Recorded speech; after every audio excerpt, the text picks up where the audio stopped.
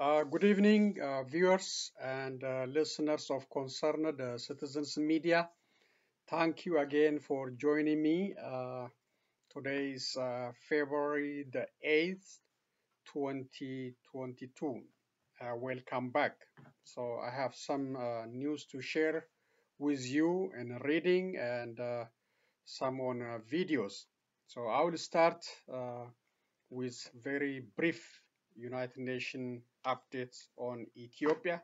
Then I will read other news, and I will have very short videos at the end of the reading material to share with you. Thank you again. There you go. Let's start with United Nations. Very short video. I will start up with a quick update on the Deputy Secretary General, who continues to visit to Ethiopia. Today, she was expected to meet a group of young women entrepreneurs who are part of a UN-implemented project in Addis Ababa. Tomorrow, she will visit the Afar region of Ethiopia before heading back to New York. Yesterday, she was in the Somali region of Ethiopia, and she was joined there by the president of Ethiopia, Saleh Work Zayde. In meetings with the president of the Somali region and his cabinet, as well as the range of stakeholders, including pastoralists, displaced people, and community leaders, the Deputy Secretary General pledged continuing UN support in the provision of humanitarian aid and engagement in the development sector. As we told you yesterday, the Somali region is currently suffering from a prolonged drought. Underscoring the impact of climate change, the Deputy Secretary General encouraged the Somali region's president to look beyond agriculture to water innovations to restore the area to prosperity. She also expressed her deep appreciation to host communities for welcoming and supporting the many displaced people. The Deputy Secretary General lauded the government's efforts to improve its education, health, water, and infrastructure sectors, and commended the Somali region for the peace that it was keeping, noting that this achievement was an example for other countries in Africa and the world to follow. Okay. This morning in the Security Council, So that's the very short update on Deputy Secretary of United Nations. I think Fatuma, is it her name is Fatima Muhammad? So she is in Ethiopia. She visited the Amara region, Kombolcha, and Dase area. So that's a little bit update on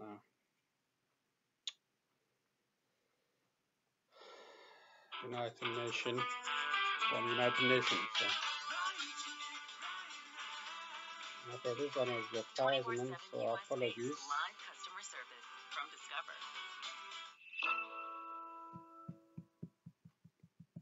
In power for 16 years, Angela Merkel wasn't afraid of confronting. Okay, so I will have other short videos at the end of the reading material. Thank you again for joining me. Let's start. So the first one is from Oromo Liberation Army, a little bit update on the war operation. So this is Southern Zone, January 21st, 2022. Bule Hora District, Guji. Oromo Liberation Army, OLA forces took action against regime military units attempting to pass through Ropi town, resulting 17 enemy combatants being killed and 10 being injured. February 1st, 2022, the same in Southern Zone, Nagelle Borana town, Guji, heavy fighting on the main roads leading to the town, resulting in over 60 enemy combatants being killed and over 100 injured. Goro Adola District, Guji, OLA forces took action against regime military units rallying in Jidola town.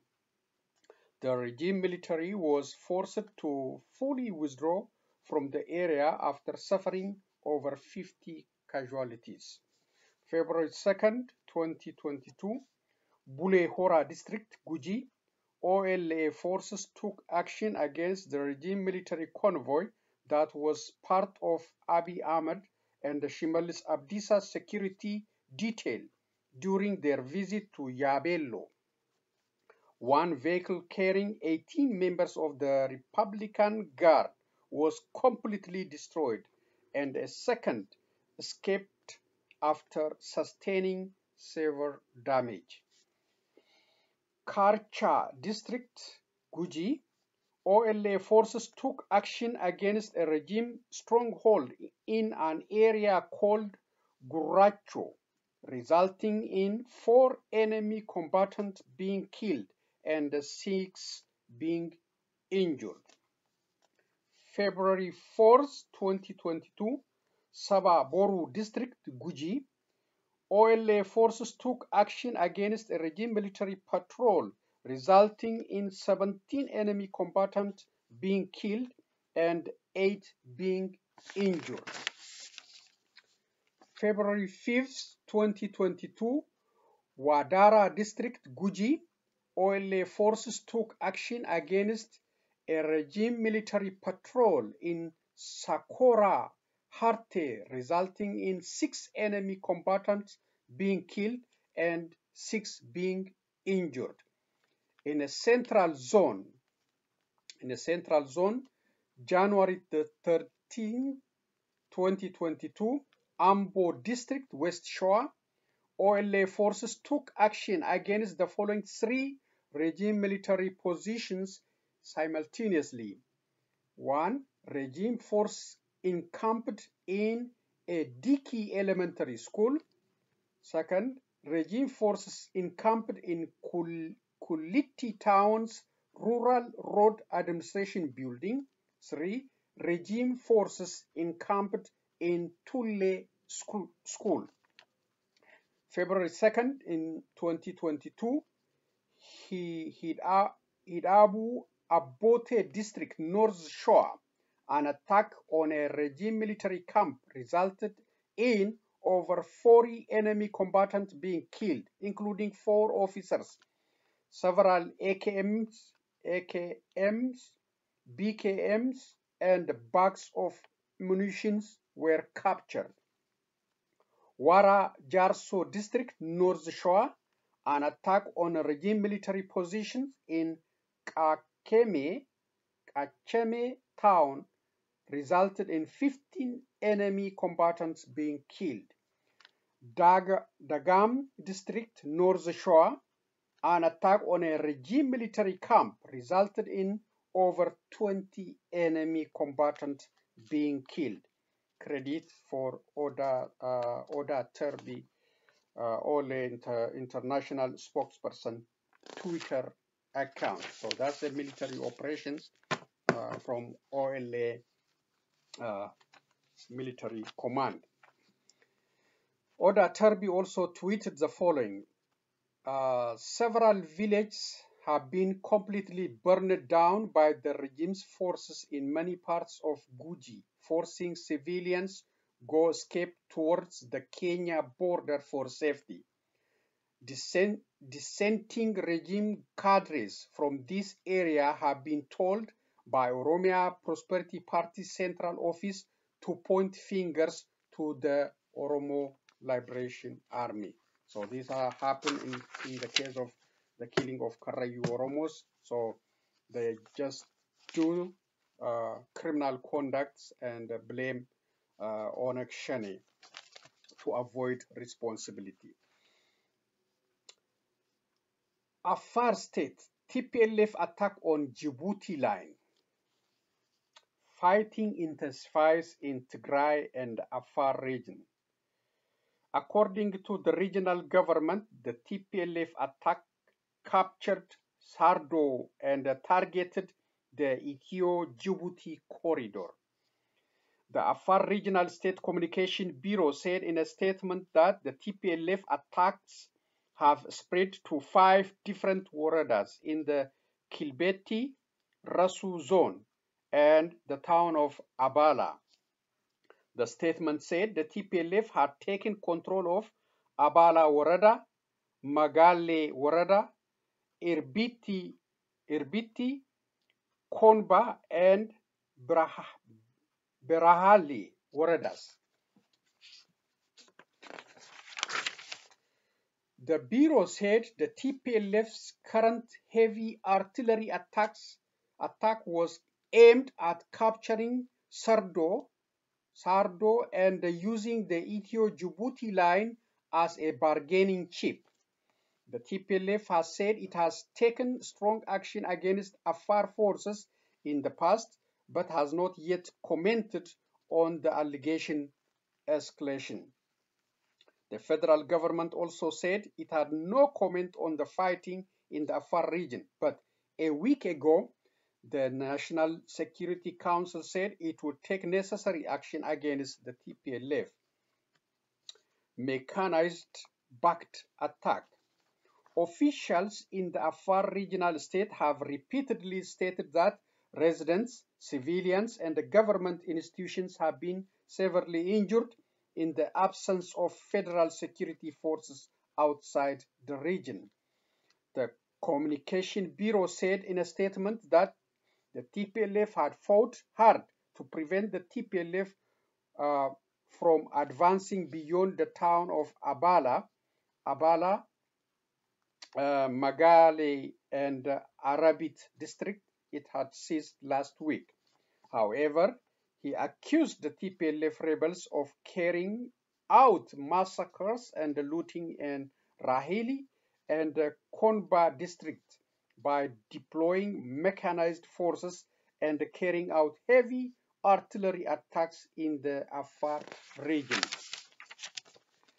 The region said that the TPLF forces were conducting a mechanized battle to control the Afar region and cut off the Ethiopia-Djibouti corridor. According to the Afar regional state, the TPLF has been wreaking havoc in the border area since December 10, 2014, causing heavy human and material losses in the group-controlled district and the war-torn district. Displacement of more than 350,000 people. Afar Regional Disaster Risk Management Bureau head Mohammed Hussein told the BBC that more than 350,000 people had been displaced by the TPLF's recent attacks. He also said the individuals and the government institutions, as well as schools and the religious institutions, were vandalized and looted. According to the region, the TPLF forces have entered the Afar region as far as 150 kilometers, and the group has regrouped for a third time by reorganizing its forces and mechanized forces. 2 weeks ago, the Afar regional state announced that the TPLF had infiltrated several districts in the Kilbeti Rasu zone following weeks of heavy artillery shelling from the border areas of Tigray to the Afar region. As a result, it has been 2 weeks since TPLF forces took control of Abala, Magale, and Rahili Waradas, and hundreds of thousands of people have fled the fighting since the beginning of the heavy artillery fire. Regional Security Chief Mohammed Hussein told the BBC.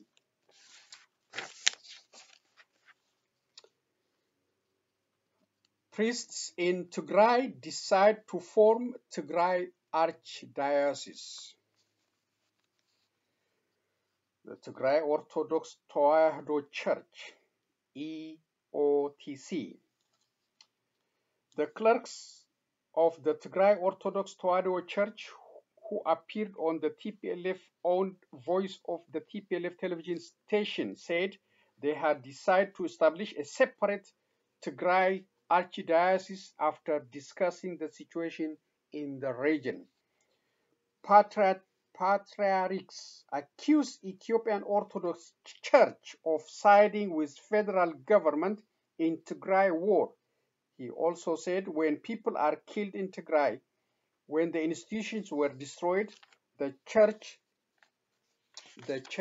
didn't condemn the war, nor did stop it.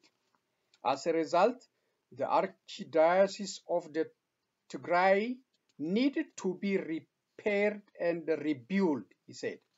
The decision of the Tigray Orthodox Tewahedo fathers, the clerks, met with the TPLF leader Debretsion Gebremichael a few days later.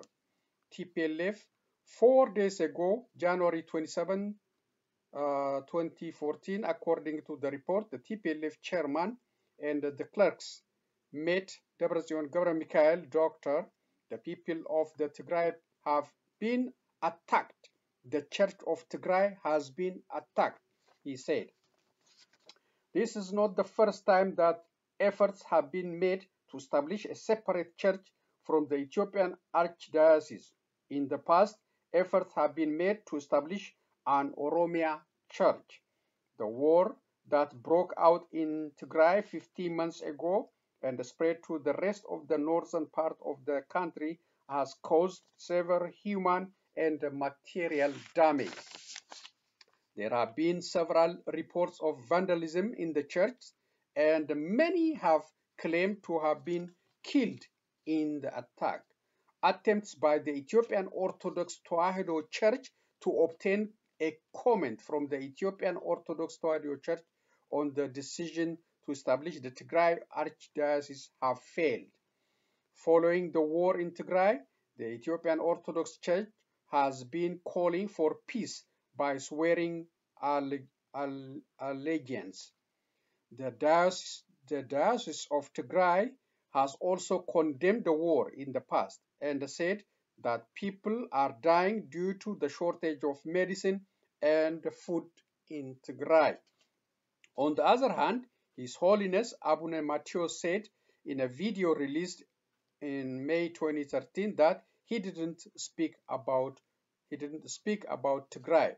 Patriarch of the Ethiopian Orthodox Tewahedo Church, His Holiness Abune Matthias, has repeatedly called the war in Tigray a barbaric act and said his license had been suspended. His Holiness Abune Matthias' speech was recorded by a French news agency, and the Patriarch was heard in the video talking about the conflict in Tigray region and human rights abuses.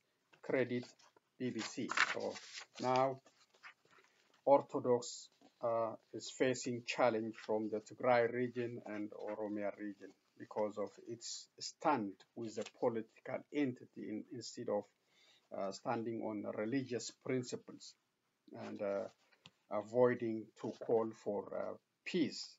And instead, the church advocated for the blessing for this war, for Abiy Ahmed's war.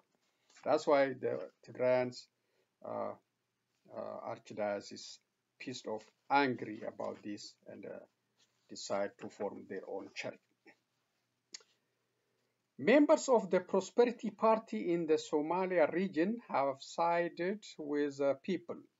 They have broken their silence over the lack of adequate humanitarian response from regional and the federal government. It was the final straw that broke the camel's back. #Ethiopia. So this is a tweet from former Minister of Women, Children and Youth, Filsan A Ahmed.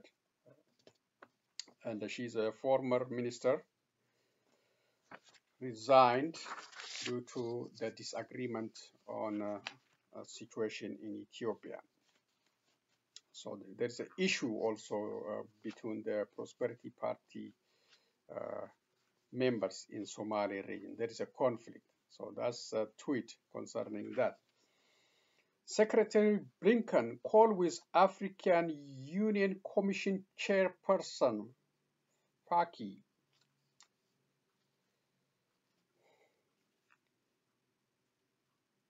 Secretary of State Anthony J. Blinken spoke today with African Union Commission Chairperson Musa Faki Mohammed. They discussed possible ways forward on political and security matters in Africa, including Sudan, Mali, and Burkina Faso, and the need to bolster democracy on the continent. Secretary Blinken reaffirmed U.S.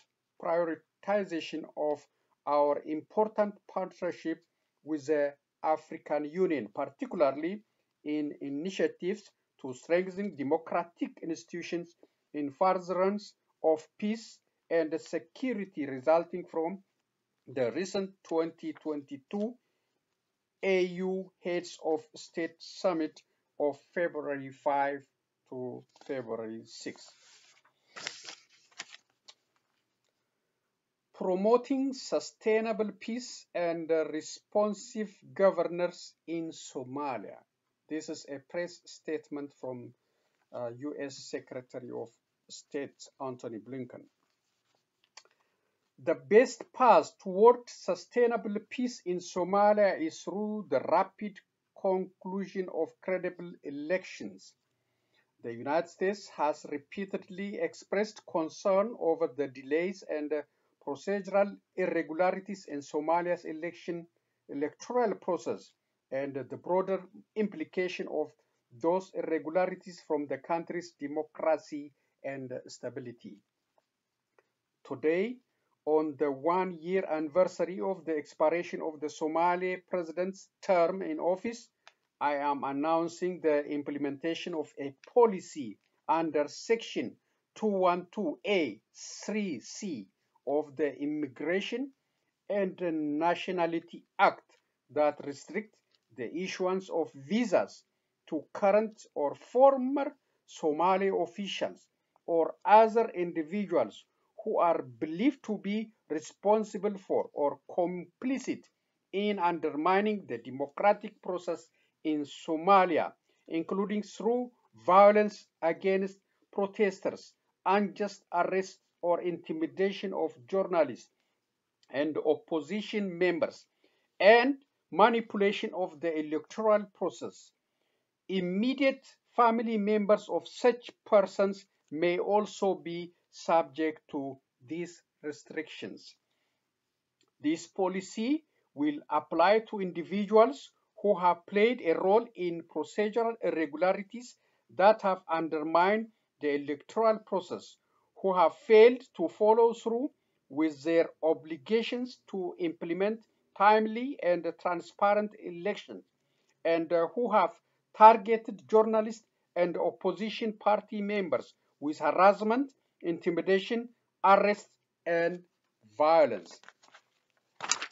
Somalia's national and federal member state leaders must follow through on their commitment to complete the parliamentary process in a credible and transparent manner by February 25, which will further lay the groundwork for responsive governance in Somalia.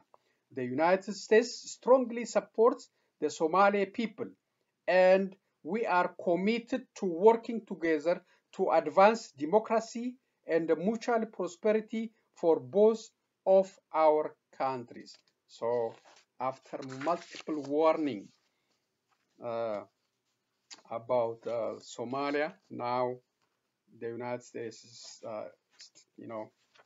implementing visa restriction on current and former Somali officials and the family members because of this guy, Farmajo, playing the same game like Prime Minister Abiy Ahmed to extend his stay in power, playing game. Now he's facing with sanctions. Former president of Burkina Faso has been sentenced to 30 years in prison for the assassination of Thomas Sankara. Former Burkina Faso leader Blair Compaoré has been sentenced to 30 years in prison for plotting to assassinate former Burkina Faso leader Thomas Sankara. Burkina Faso's prosecutor general say they should be sentenced to 3 decades in prison for their role in the assassination of former President Thomas Sankara. Thomas Sankara was assassinated in 1987. Last year, the French government launched an investigation into the assassination of the former leader following an agreement to release a list of military documents related to the assassination of Thomas Sankara. Former Burkina Faso President Thomas Sankara has been assassinated in the capital, Ouagadougou, at the age of 37. Following this, Blaise Compaoré came to power in a coup that year. President Compaoré ruled Burkina Faso for 27 years until he was ousted in a popular uprising in 2014. After Compaoré was ousted, he fled the country and settled in neighboring Ivory Coast. Prosecutors have acquitted the former president of assaulting national security in the absence of the former president. The plaintiffs also demanded that the Compaoré be held accountable for the assassination of Thomas Sankara and his 12 accomplices. The former president was a close friend of Sankara and said he had no involvement in Sankara's assassination. Prosecutors have also demanded that Heinz Kadodo, who led a commando group that assassinated Thomas Sankara, be sentenced to 30 years in prison and 20 years in prison for participating in the coup that overthrew the Thomas Sankara.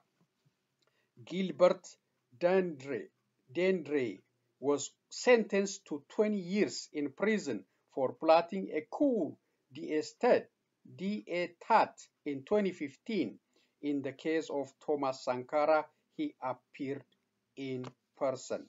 Credit BBC. Syria shoots down Israel missiles around Damascus, State TV. Syrian air defenses on Wednesday shot down a number of Israeli aggression missiles around Damascus, the capital, State TV said. State television also reported earlier that Syria air defense confronted hostile targets over Damascus. There was no immediate information on damage or casualties. Rocket warning sirens sounded in the northern Israel on Wednesday, the Israeli military said. The warnings sounded at about the same time as the reports from Syria. Credit for this one is Reuters. So that is a troubled region, and Israel continuously conduct airstrike in Syria.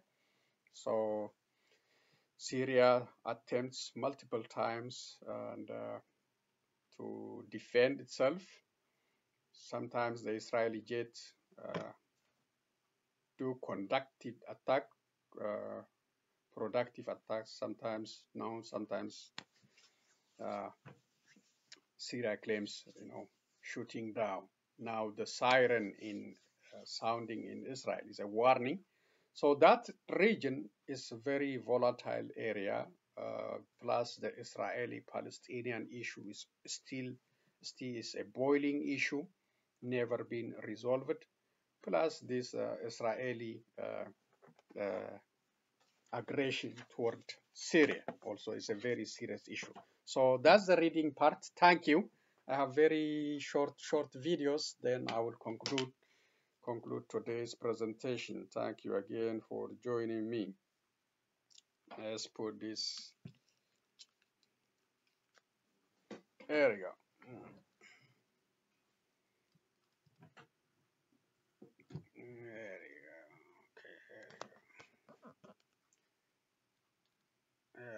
Let's listen.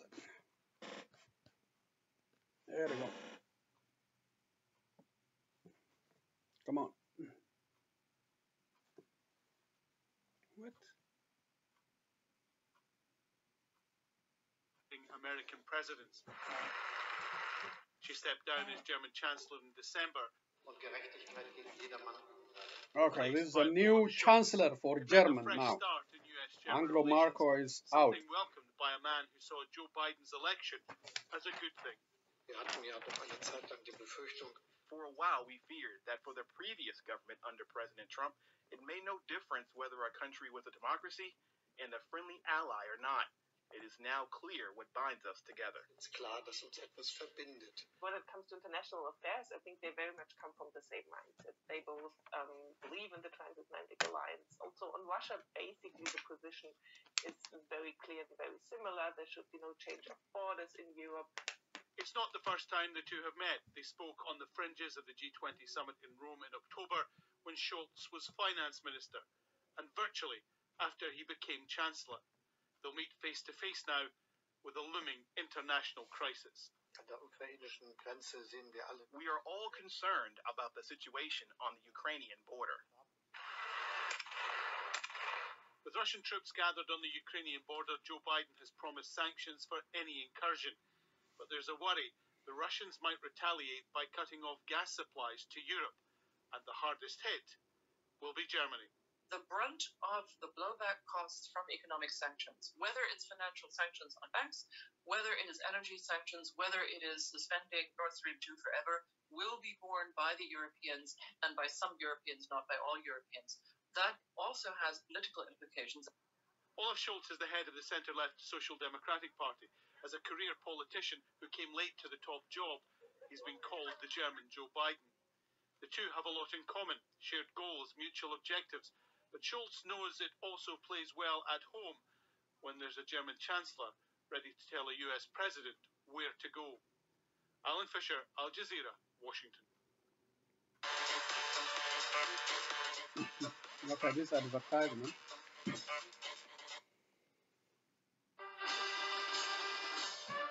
Egypt and Djibouti held crucial talks Monday about the controversial dam Ethiopia is building on the Nile River's main tributary, which Cairo deems an existential threat.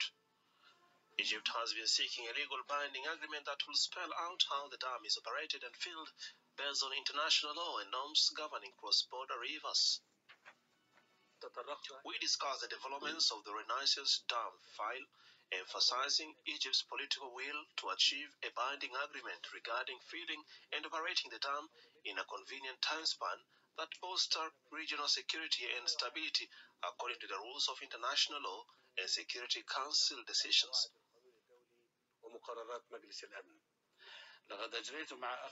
had a constructive and fruitful talks with my brother, President Abdel Fattah el-Sisi, where we discussed means to reinforce and develop our bilateral relations on all levels.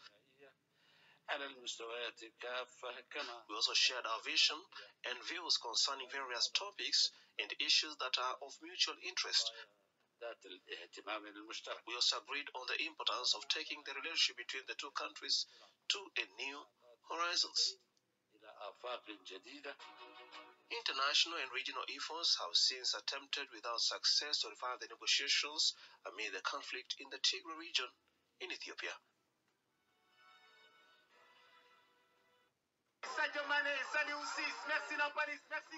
Senegal's football team have been given a hero's welcome upon their return home after winning the Africa Cup of Nations for the very first time. President Macky Sall, who had cut short his foreign trip to return home to the country, received the players and praised the entire squad.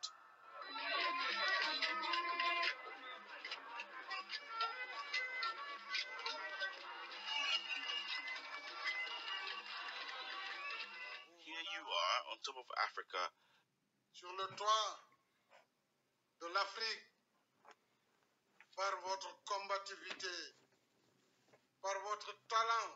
Thanks to your fighting spirit, your talent, and your commitment, you have brought back to us the pride and honor that marks great people. Et l'honneur qui marque les grands peuples. Monday had been declared a national holiday in recognition of the historic achievement, and tens of thousands of people turned out to welcome the players home. The ecstatic revelers celebrated the players' return to Dakar, sitting on top of cars and dancing in the capital streets. When coach Ali Cisse raised the trophy cup from the roof of the team's victory bus, crowds cheered in delight. Senegal beat Egypt 4-2 on penalties in the final in Yaoundé, Cameroon, after the match ended goalless following extra time.